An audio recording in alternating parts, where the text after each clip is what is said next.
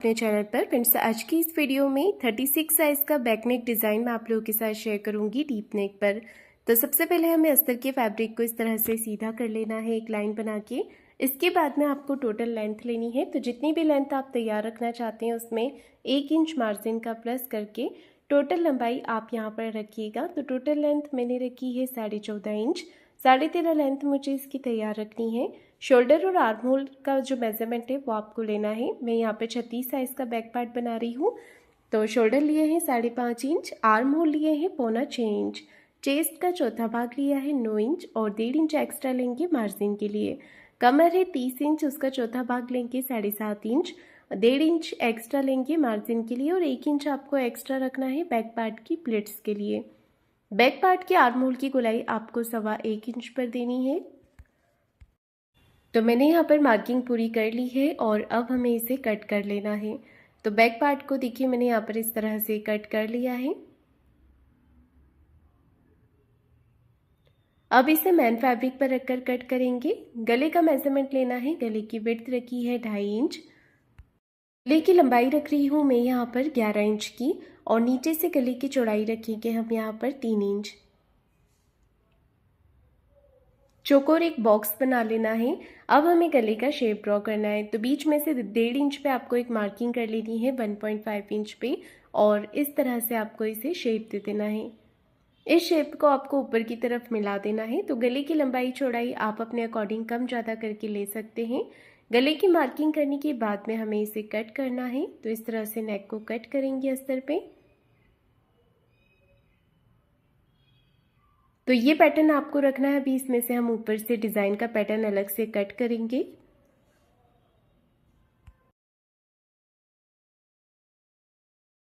तो देखिए मैंने यहाँ पर कटिंग पूरी कर ली है। अब हमें इसका स्टिचिंग करना है। तो स्टिचिंग करने के लिए सबसे पहले आपको मैन फैब्रिक और अस्तर के कपड़े को साथ में अटैच करना है। तो नीचे रखेंगे मैन फैब्रिक को सीधा करके और इसके ऊपर से रखना है हमें अस्तर के फैब्रिक को इस तरह से दोनों तरफ से बराबर करते हुए पिन के साथ अटैच करेंगे और फिर हमें यहाँ पर सिलाई लगानी है। तो एक पैर का मार्जिन लेते हुए बिल्कुल फिनिशिंग के साथ में आपको सिलाई लगानी है इस तरह से।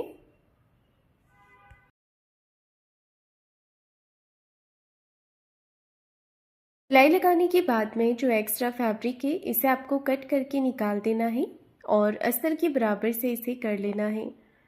पूरे गले के पैटर्न पे छोटे छोटे कट्स लगा लेंगे। तो देखिए मैंने यहाँ पर इस तरह से कट्स लगा दिए हैं। अब आपको इसे अंदर की तरफ फोल्ड कर लेना है अच्छे से फिनिशिंग के साथ में।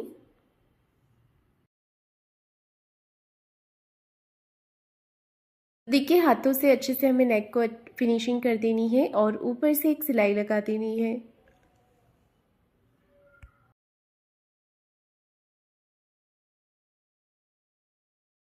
तो देखिए नेक के ऊपर इस तरह से सिलाई लगाएंगे।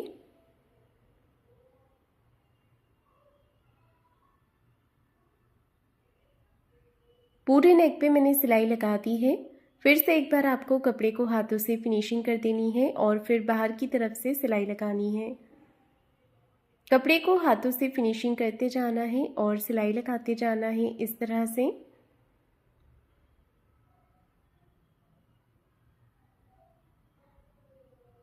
तो देखिए मैंने यहाँ पर सिलाई लगा करके इसे पूरा कर लिया है। इसके बाद में आपको एक्स्ट्रा फैब्रिक को कट करके निकाल देना है।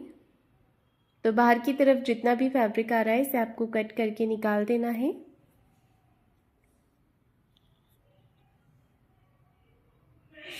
एक्स्ट्रा फैब्रिक को मैंने यहाँ पर कट कर दिया है। अब मैंने यहाँ पर देखिए पैटर्न लिया हुआ है।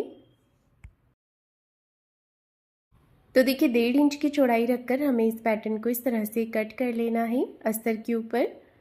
अब इस पैटर्न को आपको पेपर पेस्टिंग पे कट कर लेना है। अगर आपके पास पेपर पेस्टिंग नहीं होता है तो आप सिंपल सिलाई लगाकर पलट सकते हैं इसे। पेस्टिंग पे कट करने के बाद में आपको अस्तर लेना है, अस्तर पे इसे कट करना है। तो मैं इसमें कॉन्ट्रास्ट कलर का फैब्रिक लगा रही हूँ। अस्तर के ऊपर हमें इसे इस तरह से सिलाई लगा करके अटैच कर लेना है। आप चाहें तो प्रेस करके चिपका सकते हैं पेपर पेस्टिंग को। तो मैंने यहाँ पर सिलाई लगा दी है। फिर हमें एक्स्ट्रा फैब्रिक को कट करके निकाल देना है। अब मैंने यहाँ पर मैन फैब्रिक लिया है। मैन फैब्रिक के ऊपर हमें इस तरह से पैटर्न के अकॉर्डिंग सिलाई लगा देनी है। एक्स्ट्रा कपड़े को कट करके निकाल देना है।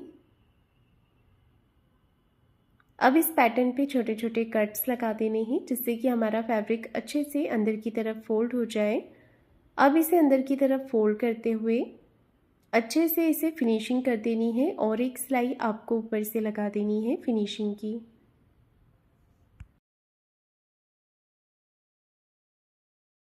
तो ये देखिए पैटर्न बन करके तैयार हो गया है। अब हमें बाहर की तरफ से सिलाई लगा देनी है।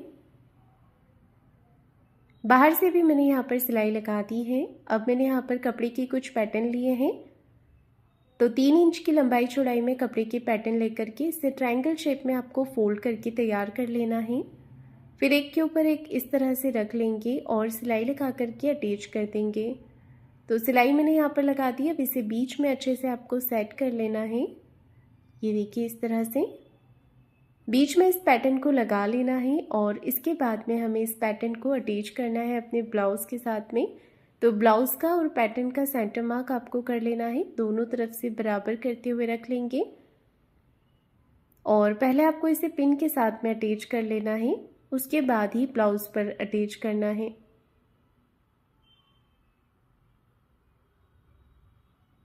सिलाई लगा करके मैंने इस पैटर्न को अटैच कर दिया है।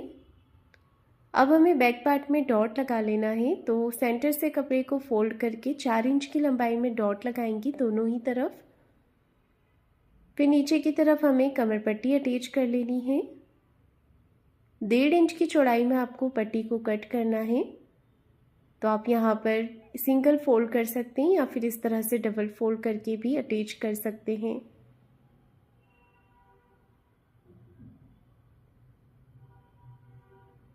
पट्टी को मैंने नीचे की तरफ अटैच कर दिया है। फिर एक सिलाई पट्टी को इस तरफ रखते हुए पट्टी के ऊपर लगा लेनी है और कमर पट्टी को अंदर की तरफ फोल्ड करते हुए एक सिलाई हमें ऊपर से फिनिशिंग के साथ में लगा देनी है। तो ब्लाउज़ का डिज़ाइन मेरा बनकर के रेडी हो गया है। अब मैं इसके ऊपर लेस लगा रही हूँ। तो ऊपर हमें एक पतली सी लेस लगा देनी है और बाहर की तरफ भी आप चाहें तो पतली या ब्रॉड अपने पसंद से लगा सकते हैं। गले के शेप के हिसाब से हमें लेस को प्लिट्स बना देनी है घुमाते हुए। तो पहले मैंने ऊपर वाले पैटर्न पे लेस को अटैच किया है। फिर बाहर की तरफ से लेस लगानी है। तो यहाँ पर मैं थोड़ी ब्रॉड लेस लगा रही हूँ।